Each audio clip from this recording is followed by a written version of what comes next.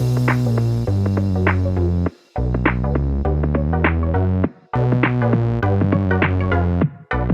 welcome everybody to another episode of Chris and Dave's Reality TV Cast. I'm one of your hosts, Chris, and my co-host, a very good friend, is Dave.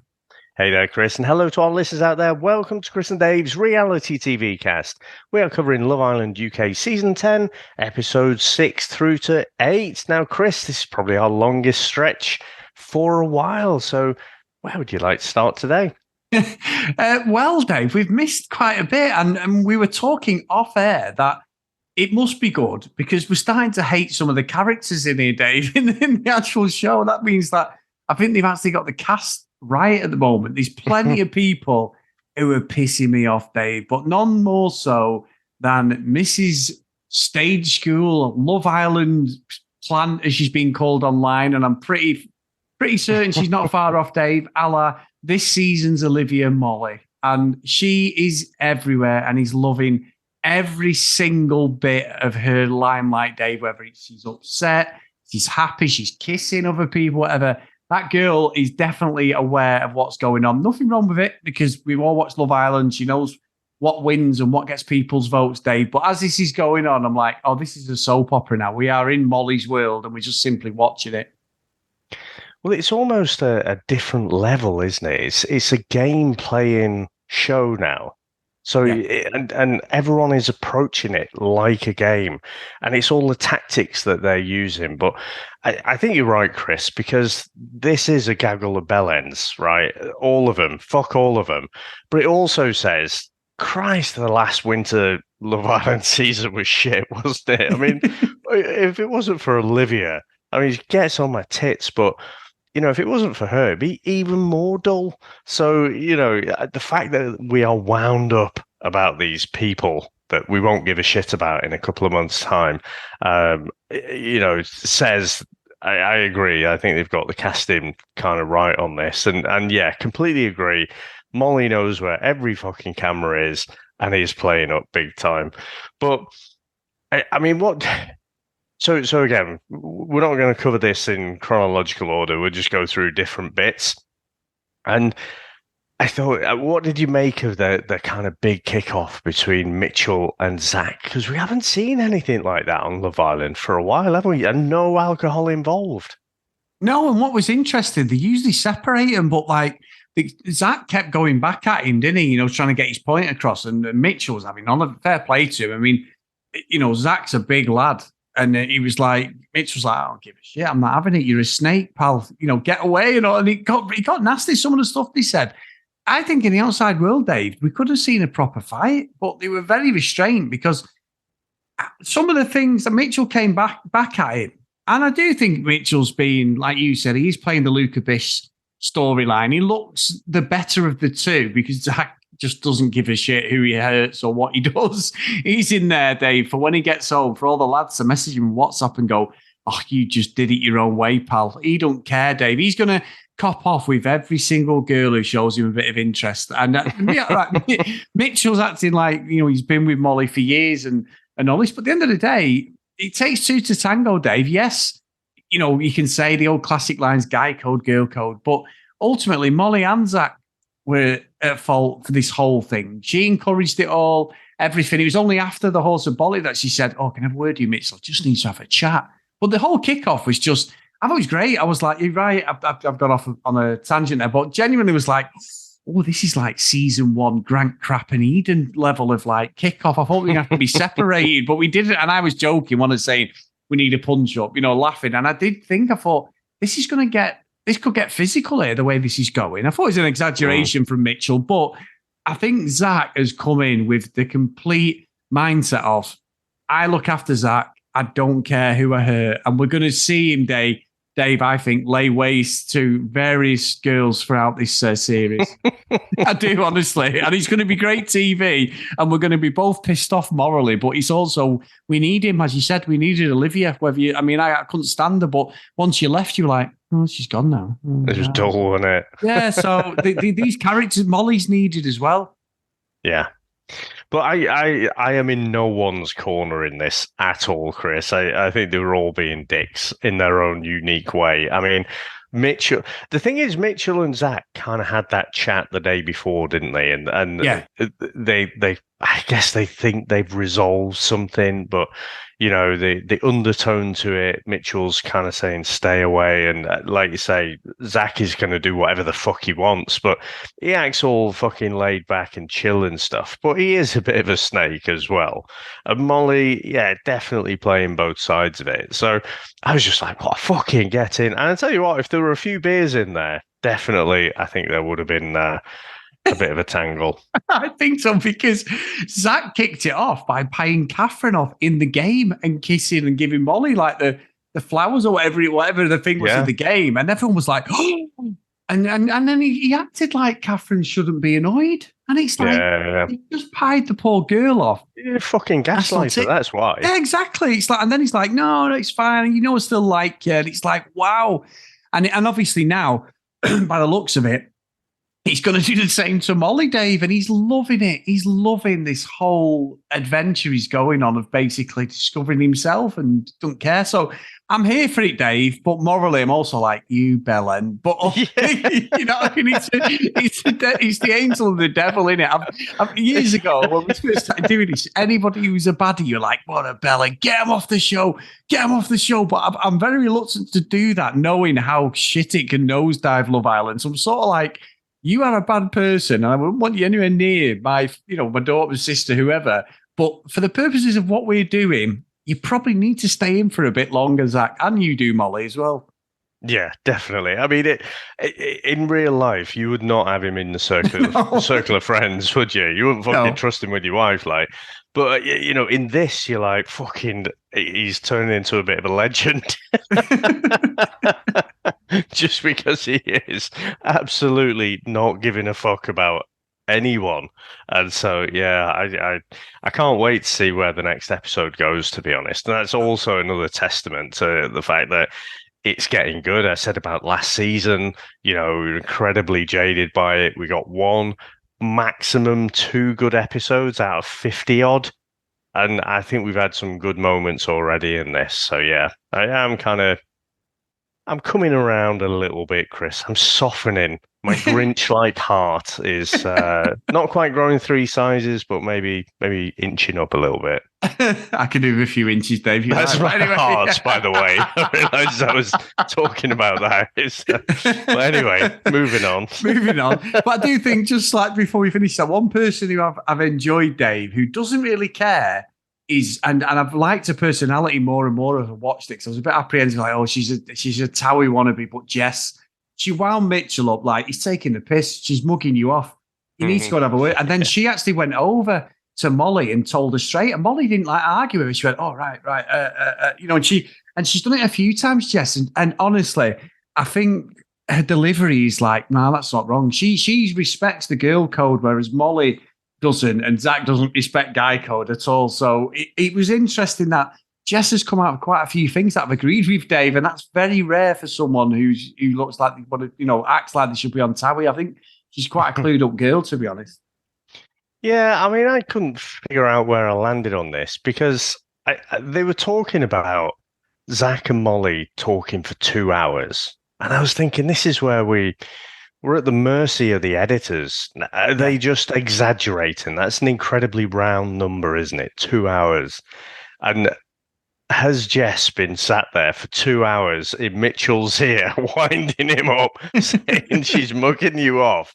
So I kind of feel like that whole blowout, Jess definitely contributed to it.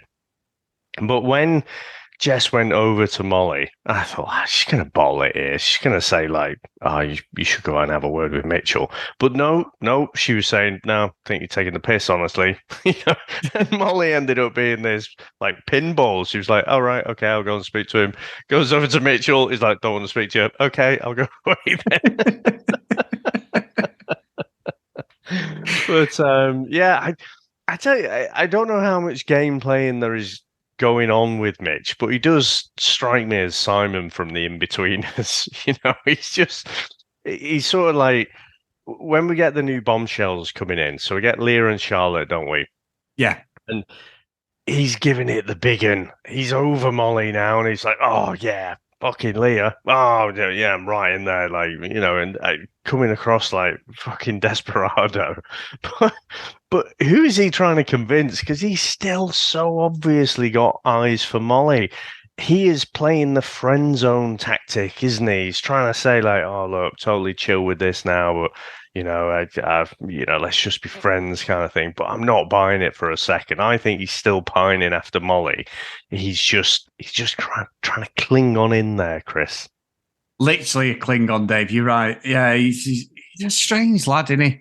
And when the two girls came in, he tried to sort of make Molly jealous, didn't he? And it wasn't happening. Yeah. It's like, whatever. I mean, not asked, is she? Where's Zach? No, exactly. Don't really care. I'm glad you're happy, sort of thing. Especially when she kissed him.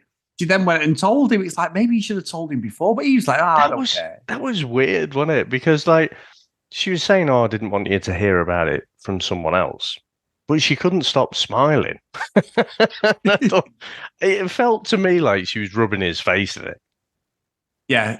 Very smug, wasn't she? Very, very smug. Yeah. But look, she'll get her just desserts, Dave. And I'll talk about the recoupling in a bit because there was opportunities there and it just didn't happen. But what do you think, Dave? Now, I bullshit from. I would say it's bullshit for me that Ekin-Su was 27, Dave. I still say bullshit for now. There's nothing. Wash your mouth out. Are you saying that Ekin-Su lied about her age? Right. Well, oh my God, you could knock me over with a feather. I still think she's about 35, Dave. But anyway, even if she is, fair play. And that's why I think she played her character better and she's got a nice career at the end of it. I think I know where we're going with this. But now, they brought in, Dave, Charlotte, who is 30, Babel.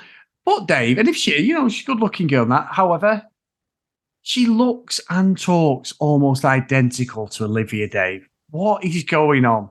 What is going on? She even mumbles like her, and I'm like, I don't get it. Do the production people think, I tell you what, let's get the most hated person from last series and find someone who looks not exactly like her, but very similar? Oh, but I saw her in the fucking chat. She's on OK Magazine or something, Olivia. I think these media people are just like fucking tone deaf and think she's some sort of fucking Love Island darling or something. I don't know. I don't get it, but I don't know. I think that just might be an unfortunate affliction that she sort of sounds like Olivia. But what I thought you were going to say, Chris, is the fact that Charlotte. So they pick, Leah and Charlotte, they get to do the old fucking, someone do my starters, someone do my main, someone do my dessert. And I'm thinking, oh, fucking hell, you really pushed the boat out and changed things up, Love Island and ITV. It's the fact that people kept saying to her, oh, you're 30. Oh, you look good for it, though. It's like, she's not drawing a fucking pension. She's fucking 30. She's not like fucking 80. It's almost like, oh, yeah, but despite that, I mean, you're all right, aren't you? So it's like, fuck off, you little whippersnappers. Yeah. It's mad, isn't it? And she picked, I mean, you know what I would say, Dave? I would slightly jump in a little bit, but when it came to the recoupling, she's picked Zach, who's like 21, and she's 30. And I'm like, I know, look, we have. She can have a bit of fun, ain't she? Well, yeah, obviously, Dave. And Zach, he don't give a fuck, does it? I did like that. I must admit, I did like the twist. We've asked for some changes, haven't we, in the show? And we've said it loads of times. But this little twist with the recoupling was good because the two bombshells get to pick, Lee and Charlotte get to pick, and then the guys pick. So it does weed out people other than Mitchell, who will get onto the bell end, basically picking the friends, Dave. So I thought that was quite a good little twist there with the whole thing. I'm sure I've seen that before, though. I'm sure in other seasons, it might be Australia, Chris, where they've done that. So the bombshells come in and then they get to make the choice first. I'm sure I've seen it before. Probably have, yeah. It was a nice little twist because definitely last season, utterly formulaic, predictable. I can't think of one shocking moment. So that was a good little twist there. And the fact that, Molly's face when Zach gets picked was a picture. But it's still got a long way to go to the greatest recoupling moment ever in Love Island history for me. Even though I haven't seen 1 to 3 on the UK, so I should probably complete that at some point. But I'm gonna fucking forget her name. What was it, like Candice or something? Like series 1 of Love Island Australia, and she split up. She picked Grant Crap Oh, with Taylor. just to spite Taylor and him. Yeah. She had no intention of getting back with him, but just an utter see you next Tuesday. Oh, no, Cassidy. Cassidy was the blonde was girl. it. Yeah. That is my favourite recoupling moment, where it's just like utter James Blunt's trick. I'm holding that up on as the bar, and everything else has to try and get to that. Yeah, because she was like going, "Yeah, I'll teach him," and then the next recoupling they were back together. But it was... yeah, it wasn't. I didn't say it was a long game. It was a very short one, but utter great recoupling moment. It is, and I know I jumped, Dave. I'll rewind very quickly. But Ty had a few chats with Leah. Leah's from Manchester, Dave. Really liked him. Ella was not happy. They had a discussion. So I was like, well, if another girl comes, I do want to speak to him and blah, blah, blah. And she's like, well, I do as well. And, obviously trying to save face if a guy comes in. And then they had like a bit of a argument, didn't they? And all this. And then it was when it kicked off. What got me was one of them Love Island moments that was a proper meme, was Andre and Catherine are sat there sucking like on a straw, a drink, and it panned to him, comedy timing, as they're in between Ty and Ella arguing, and there's a few others round her, but their comedy timing of like, we're just going to sit here, pretend you can't see us, and just drink our drinks and stay the hell out of this one. It was just perfect editing, Dave. And I don't say that very often about Love Island, but it was literally a blink and you'll miss it moment, but I just thought it was really funny. The comedy timing on it was excellent because they were just like, I don't want to be here. Please leave us alone. It was just like... It's like silly. When someone's having an argument at a family do or something, it's just like, just ignore it. They'll tire themselves out soon. Yeah, we've had plenty of them, Dave. Yeah, when I'm just stood there like you probably have more than most, to be fair. Yeah, we do. Yeah, we do. And it's like tennis. And most of the time, about 99%, I'm never involved, but it is like 15 all, 30, 15. It's that juice. It's just like, please stop. I want to go home now. But anyway, just so a bit of, tragedy in paradise for them too. But just before we get on to the recoupling properly, Mehdi and Whitney, under the radar, you mentioned them, I think these two, I really warmed to Mehdi. He didn't bring much to it at the start, but I think Whitney, really good couple. These are probably, for me, Dave, the only ones who look realistically could have a relationship because they're friends, they're building on something, they just like each other's company. It doesn't seem forced. But Paul, both of them, I think if Molly had gone on this date, Dave, she'd had a fucking helicopter, taking her down. She'd had a speedboat. Mehdi and Whitney, a fucking tandem, Dave. €15 an hour for a fucking tandem. What? They had a good laugh, but I was like, they have been well blagged there on their date. The next date is going to be like wine tasting or some fucking bullshit where they've spent a bit of money because that's got to be the cheapest date I've ever seen on Love Island. Well, at least they're in Spain. If they were in UK, they'd be paddling in shit, wouldn't they? So, at least they've got that to be thankful for. So I agree. I kind of like this couple. I'm not going to predict them as a relationship in week 2, but I definitely like their chats and their kind of back and forth, if you like. So, I mean, Whitney came in with all the fire, didn't she? And she was going to make waves and stuff, but it seems like those two have gravitated to each other, and so it was more of a low key day. And like you say, but I'm sure I saw somewhere Molly's already been picked up by someone. I don't know if it's Boohoo or what, whoever the fuck it is. She's been picked up by someone. What a surprise! She's definitely the media darling, isn't she? That they're going to ram down our throats, but. I don't know. I'm not asked about that, but just in terms of being invested and hoping that couple progresses, I think Mehdi and Whitney are definitely there. And what I didn't say before, when we were talking about the argument Ty and Ella were having, I mean, I don't have a poker face, Chris, but fuck me, Ella trumps me. She's not amazing. Got a poker face at all. She is not happy. Everyone fucking knows it. So I thought that was quite funny.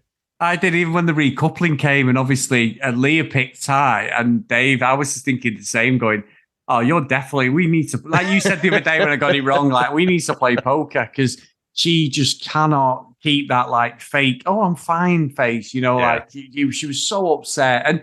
And Sam had noticed some else. I'm going to give Sam props on the reality radar. Within about 15 minutes, we didn't see much of Rishi, and she said she's going, isn't she? She's going to be either gone and it was obvious because the edit had done her bad because obviously Andre had got with Catherine because of circumstances. Obviously, Zach had messed her up. They ended up together. But yeah, you could just sort of see the way it was going. And once the two new bombshells got their pick, I said, Sam, she's going to pick Ty. She's going to pick Ty. Oh, this is going to kick off. So we're now left with like Russian and Ella. However, the bell end of the whole thing was obviously Zach ends up with Charlotte. She picks him. But fucking Mitchell doing that speech about Molly.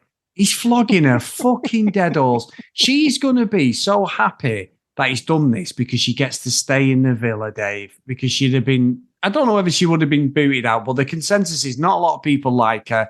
I think she'd have gone, and all she's bothered about is staying in the villa. So she might make a play for Mitchell if she can see that Zach's already moved on to Charlotte, which I think he probably will. Until the next person comes in, which is great. But yeah, I don't like her. Like you said, she's the media darling. It's bullshit how obvious. And apparently her mum works for ITV, Dave, has in the past. She's worked on some of the soaps. She's just like, fuck off. I went on these trips. I'm so fortunate, she said, to go on all these trips to the Love Island Villa and on set here and on set there. And I'm like, you're basically a fucking extra artist and you're just a hanger-on who's tried your best to get in these shows. The videos are coming, Dave. We've said it from day one. She's going to be one of the fake girls at the start, one of the old Love Islands, who's chasing one of the guys. 100% it's going to come out. There's going to be all sorts come out of what she's done. So she is a plan, and we need her. But I was like, go on, vote her off. Give her a bit of jeopardy. But no, Mitchell, the absolute bellend, has kept her. And now thinks he's got another crack at her. What an idiot. It's like the old Dumb and Dumber, isn't it? So you're saying there's a chance? Well, Dave, he says on the preview for the next episode that he didn't do it for Molly, he did it for Zach's Molly, whatever that means. But then in the next scene, he's telling her that he did it for her. So I think someone's telling a few porky pies there, aren't we? So I just don't understand this guy at all. And just coming full circle back to where we started, Chris, the fact that we care this much, it's a good thing, is a good thing ultimately because we just didn't really care too much about the last cast. So definitely an upgrade, I think. No, good stuff, mate. So anything else, Dave, before we go? No, I think that's it. Like I say, looking forward to the next episode and seeing where that goes and what kind of what chaos Zach can bring with with some of his shenanigans.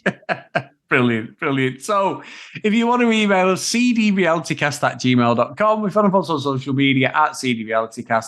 Please go over to Facebook, Chris and Dave's Reality TV Cast. Come and join us over there. The message chat, it is brilliant. Honestly, it's just endless talk about the shows. And obviously, don't go in there if you're a little bit behind, as I keep saying. It will spoil the show, but we're all talking live as we watch, as other people catch up. It's great fun in there. And obviously, we have links to all the episodes posted on there from Charlene, Derek, a few people. It's really, really good stuff. So thank you so much for doing that, guys. I really appreciate it.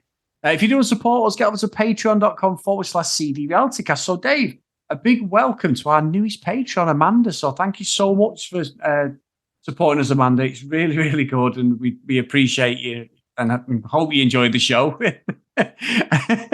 We hope you do. So thank you so much. So today's roll call of honor is Amanda, Larissa, Helen, Alex, Macy, Nicola, Emma, Fiona, Cassie, Megan, Kate, Maggie, Kristen, Zoe, Gillian, Keith, Helen, Brianna, Chloe, Noreen, Joanna, Libby, Katie, Dee, Susan, Lauren, Lucky Lulu Green, and Kent Gustafson. So thank you so much, guys. That list is unbelievable. And there's no way, if we get a few more, I can actually do it in one breath. So thank you so much. And that's a testament to all you guys. That is great. And like you say about the chat and stuff, like people throw all sorts in there. So apparently Temptation Island is starting tonight, Chris. I like that as well, Temptation Island. I mean, that's a great one, isn't it? I still don't think it hit the heights of the earlier seasons, but definitely, if you're loving reality TV, it's the place to be. I mean, I can't possibly watch all of the stuff, but, it's fun to kind of hear about. Oh, it is. It's good stuff, mate. And yeah, we'll be throwing another episode out there. You know, we did say it wouldn't be every day, and it doesn't help when your co-host is in London Day for 2 days on a course for work. That doesn't help the podcast. But yeah, we will be sticking to not every day, but if we can find a bit of time, we will jump on if we can. So thank you for sticking with us, guys. We do appreciate it. Awesome. Well, it was good to be back and chat a bit of Love Island with you, Chris. So thanks to you, sir. Thanks to everyone out there for listening. Thanks to all our supporters, and we'll speak to you next time. Bye.